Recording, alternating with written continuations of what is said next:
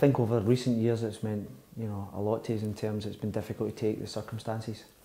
I've just been with my father about 5 minutes ago prior to coming into town. He used to take me and my sister over to the enclosure when we were like, tiny.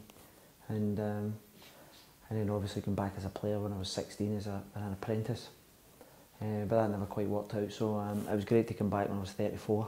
I thought that my time had passed us by, and it was ironic because I was doing an interview like this with a guy called Tony Gubber, and I was doing quite well at Wolves, and he says, what do you do in your spare time? I said, I go and watch Rangers in Europe. And he says, I'm meeting Alex Rae tomorrow. I said, will you tell Big Red I'm available? And from that, I managed to secure a 2-year deal back at Rangers, so it was quite funny how I was kind of winding down in my career that I was actually coming back to the club that I supported as a boy. Everybody would associate the Old Firm game and a helicopter Sunday was just beyond comprehension to win it in the last couple of minutes. But in a personal point of view, it was to captain the club. I never got the opportunity to in the first period I was here. So to lead the team out at Hampden. I think we won 7-1 against Dundee United. It was a great night and I felt so proud, and again you've got the family members there, and that's the one from a personal point of view. Obviously for the club and things, Helicopter Sunday by far. I would have to say that Shota Arveladze, I loved him, and just as a character as well. Anyone who kind of worked with Shota, he was a really bubbly character, but technically he was outstanding, and I think over the generation that he was playing, he was in the top 10 goal scorers, and he was an exceptional talent. This is why I've got a wee bit of grey in my beard at the moment, and it's been a nightmare. It has been a nightmare, and I think in hindsight a lot of people can say what the goings on, but I never ever took to Charlie Green from day one. I thought he lacked class. He was pictured clapping,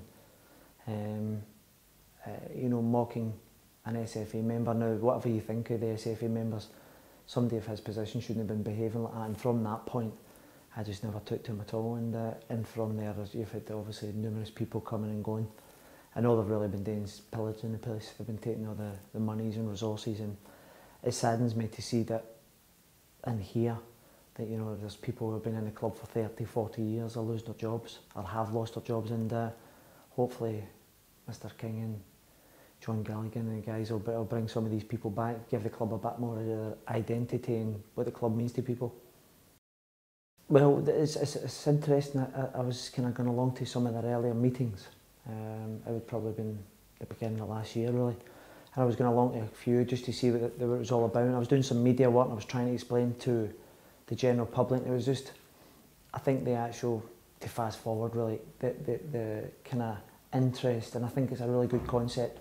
I think if monies can then generate back into the club, I think it'd be a brilliant thing. And they do it in Germany, and I think Spain, so they're kind of starting to have done it. So it works for starters.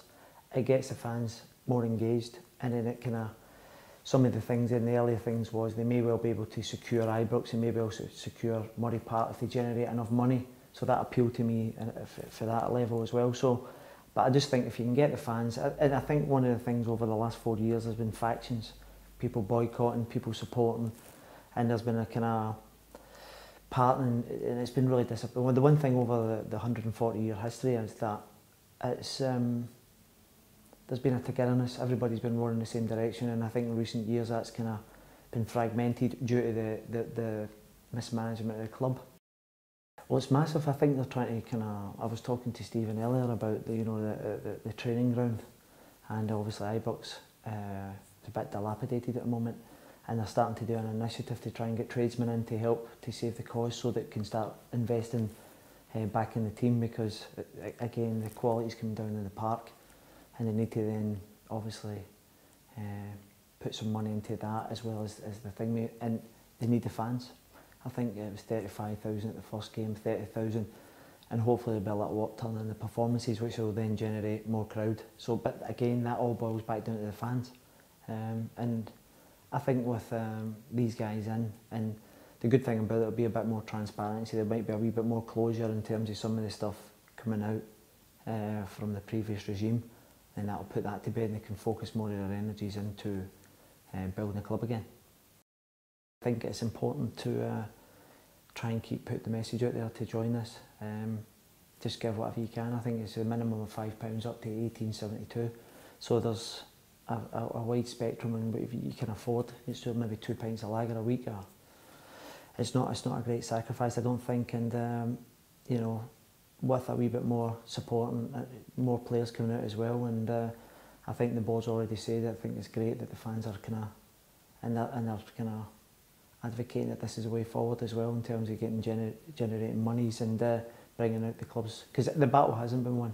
You've already wrestled the club back off a couple of charlatans, and there's a long way to go, because there's the infrastructure of the club's been knocked down, and I think the best way it was described was brick by brick. The club needs to be rebuilt. And obviously to the Rangers fans, I would really urge you to fill Ibrox over the next coming weeks and get behind everyone that's trying to get to this playoffs, because having played in the playoff system myself, it's important to get momentum, and if we can get there, you never know, you know, we could possibly get over the line here and get back to the SPFL.